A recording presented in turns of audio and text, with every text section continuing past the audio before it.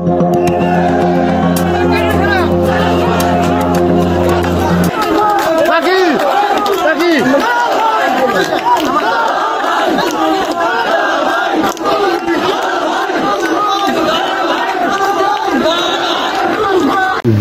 জেলার আমতলী উপজেলা বিএনপির সাবেক সভাপতি জননেতা জনাব জালাল উদ্দিন ফকিরের বহিষ্কার আদেশ প্রত্যাহার দাবিতে আমতলী উপজেলা বিএনপি ছাত্রদল যুবদল সহ সকল অঙ্গ সংগঠন ও সহযোগী সংগঠনের তৃণমূল নেতাকর্মীরা বিক্ষোভ মিছিল করে। তারা বলেন, আমাদের দাবি একটাই, জননেতা জনাব জালাল উদ্দিন ফকিরের বহিষ্কার আদেশ প্রত্যাহার চাই।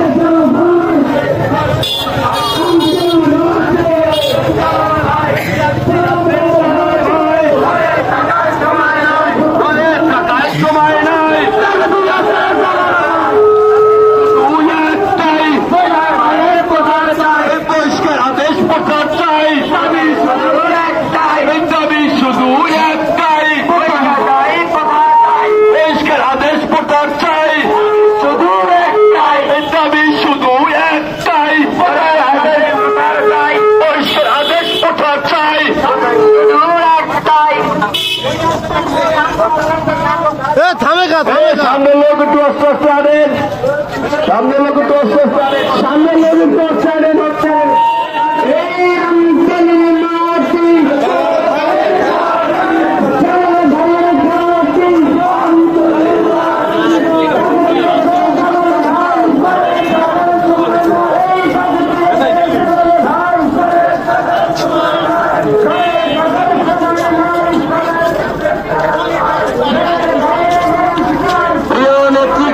নেতৃবৃন্দরা, আপনারা রাস্তার দুই পাশে বেষ্টন নিয়ে দাঁড়াই যান। আজকে আমাদের একটি স্লোগান, জালাল ভাইয়ের বহিষ্কার, প্রত্যাহার চাই, প্রত্যাহার চাই, প্রত্যাহার চাই, প্রত্যাহার চাই, জালাল ভাইয়ের বহিষ্কার। বিসমিল্লাহির রহমানির রহিম।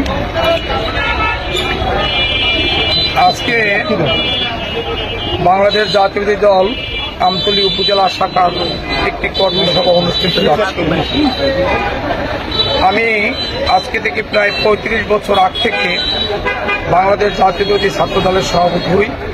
সভাপতি ছিলাম 10 বছর, উপজেলা যুব দলের সভাপতি ছিলাম 10 বছর, ইউনিয়ন পরিষদের চেয়ারম্যান ছিলাম 9 বছর 3 মাস, উপজেলা বিএনপির সভাপতি 9 সাল থেকে টানা 24 সাল পর্যন্ত।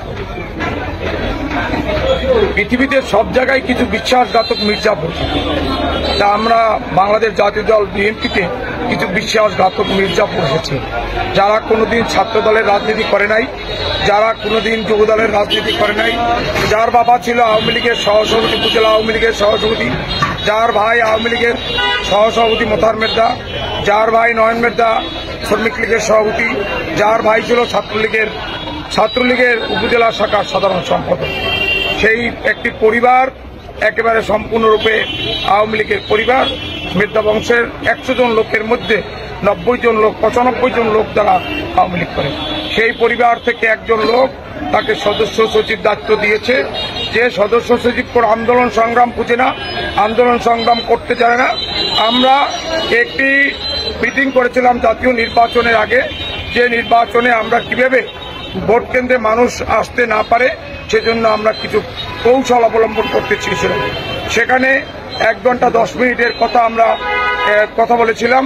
সেখানে মাত্র 9 মিনিট কথা এডিট করে 9 মিনিট রেখে যে কথাগুলো একটু দোষা মনে হয়েছে আলোচনায়, সেই কথাগুলোকে লক্ষ্য করে তিনি এই দলকে ধ্বংস করার জন্য আওয়ামী লীগের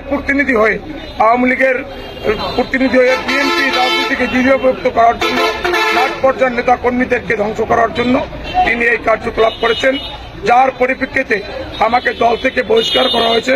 যার পরিপ্রেক্ষিতে আজকে এই যে কর্মী সভা, এই কর্মী সভায় আমার মনে হয় 35 বছরের মধ্যে আমার এমন কোন সভা যায় নাই যে সভায় আমি এখানে ছাত্র দল, যুব দল, বিএনপি কোন সভায় আমি অংশগ্রহণ করি নাই। এ ধরনের কোন সভা আমতলীতে আমার মনে হয় নাই। এই দুর্দিনে আমার বিরুদ্ধে প্রায় 20টি মামলা ছিল। সেই 20টি মামলায় প্রায় 1200 লোক আসামি ছিল। এই 1200 লোক আমি সার্বক্ষণিকভাবে তাদেরকে খোঁজখবর নিয়ে জেল, জুলুম, অত্যাচার, নির্যাতন সবকিছু উপেক্ষা করে আমি পাশে থেকে আমি তাদেরকে সবসময়ের জন্য রক্ষা করেছি এবং দলকে সুসংগঠিত রয়েছি। আর এই বিশ্বাসঘাতক এই তুহিন মির্জা দলে আসার পর থেকে দল দ্বিধাবিভক্ত হয়েছে। আওয়ামী লীগের টাকায় দল চালাচ্ছে, আওয়ামী লীগের টাকায় আজকে এই আমতলীর উপজেলা বিএনপি রক্ষা করতে চায়। যেহেতু এটা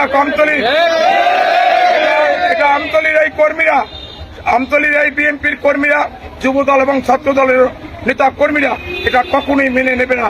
এবং আমি এই সভার মাধ্যমে আমাদের নেতা তারেক রহমানকে আহ্বান করতে চাই, আমরা এই দলের প্রাণ, আমরা এই দলের জীবন জৈবন সবকিছু শেষ করেছি, আর বাকি জীবন আমরা এই দলের জন্য শেষ করতে চাই।